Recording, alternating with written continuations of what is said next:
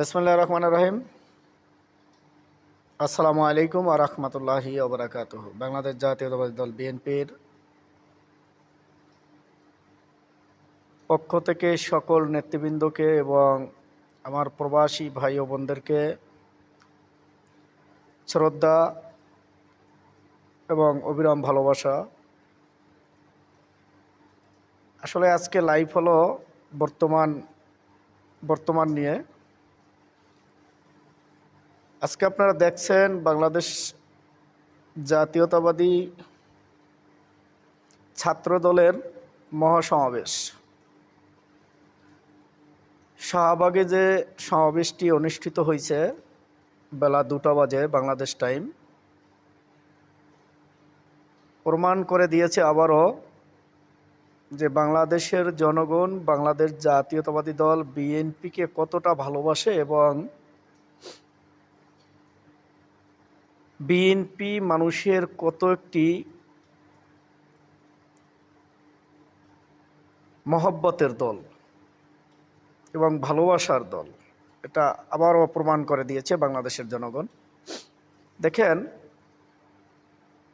আজকে বিকেল 4টায় শহীদ মিনারে ফেন্সিডিল না এনসিবি, যাই হোক, এনসিবির প্রোগ্রাম হয়েছে।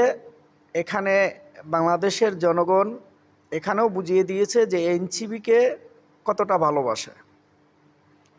গ্রাম্য ভাষায় একটি কথা বলে যে বউ জামাইকে বলে যে তুমি কি আমাকে রাখবা না, বলতেছে তুমি কি আমার আচার ব্যবহারে বুঝতেছো না। তো বাংলাদেশের জনগণ সেটা আজকে প্রমাণ করে দিয়েছে যে বাংলাদেশের জনগণ এটাই বুঝাচ্ছে যে আসলে আমাদের আচার ব্যবহারে তুমি কি বুঝতেছো না, যে তোমাদের মতো ফেন্সিডিল এনসিবি আমরা চাই না। এটা বাংলাদেশের জনগণ স্পষ্ট বুঝিয়ে দিয়েছে। নর্মালে 10 গুণ লোক বেশি হয়েছে আজকে ছাত্র দলের সমাবেশে, এবং দেখছেন কত সুশৃঙ্খলাভাবে সমাবেশটি অনুষ্ঠিত হয়েছে এবং সমাবেশের লাস্টে কি সুন্দর পরিষ্কার করে তারা ওখান থেকে স্থান ত্যাগ করছে। তো আমি বলবো ডক্টর ইউনূস সাহেবকে, বলবো প্রধান উপদেষ্টা এবং আপনার উপদেষ্টাগণ যারা আছে তাদের উদ্দেশ্যে একটা কথাই বলবো, অতি দ্রুত নির্বাচনের রোডম্যাপ ঘোষণা করেন, তফসিল ঘোষণা করেন। অন্যথায় যদি নির্বাচনের জন্য যদি রাজপথে আবারও আসতে হয় তো সেটা হবে খুব ভয়াবহ, এবং ফেব্রুয়ারির নির্বাচন ডিসেম্বরে দিতে হবে। তখন আর ফেব্রুয়ারি থাকবে না, তখন নির্বাচন ডিসেম্বরে চলে আসবে। সেভাবেই ইনশাআল্লাহ এইবার বাংলাদেশ জাতীয়তাবাদী দল বিএনপির নেতৃবৃন্দ রাজপথে নামবে এবং বাংলাদেশের জনগণ রাজপথে নামবে।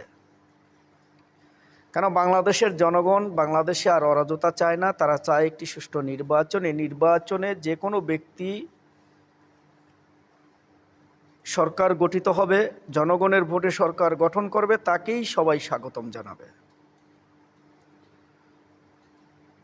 তাই এইসব ছিনিবিনি না খেলে অতি দ্রুত নির্বাচনের রোডম্যাপ ঘোষণা করুন। অন্যথায় আবারও রাজপথে বাংলাদেশের জনগণ ইনশাআল্লাহ আবারও রাজপথে নামবে এবং সেটাই হবে আপনার ব্যর্থতা।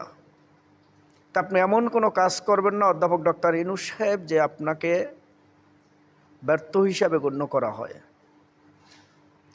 যেভাবে বহির্বিশ্বের কাছে আপনার একটি সম্মান আছে, আপনি একটি নোবেলপ্রাপ্ত ব্যক্তি এবং আপনি একজন গণ্যমান্য ব্যক্তি, একজন অর্থনীতিবিদ। এই সম্মানটা যদি আপনাকে ধরে রাখতে হয় তো অবশ্যই অতি দ্রুত আপনি নির্বাচনের রোডম্যাপ ঘোষণা করুন। আর বিশেষভাবে একটা কথাই বলবো, তারুণ্যের প্রথম ভোট বিএনপির জন্য হোক, তারুণ্যের প্রথম ভোট ধানের শীষের জন্য হোক।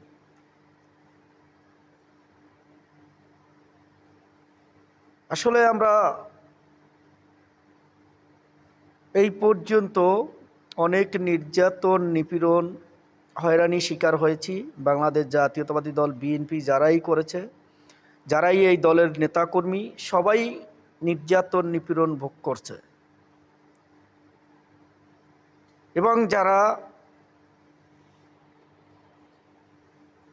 পিলখানা হত্যা থেকে শাপলা চক্করের জঘন্যতম হত্যা, তিলখানা জঘন্যতম হত্যা, এবং 2024 সালে আপনারা দেখছেন কিভাবে পাখির মতো গুলি করে বাচ্চা ছেলেদেরকে এবং দেশের জনগণ, নিরীহ মানুষদেরকে, নেতাকর্মীদেরকে কিভাবে মারা হয়েছে। এর বিচার করতে হলে অবশ্যই নির্বাচন দরকার। এর বিচার করতে হলে অবশ্যই নির্বাচিত সরকার গঠন করা দরকার। কেন?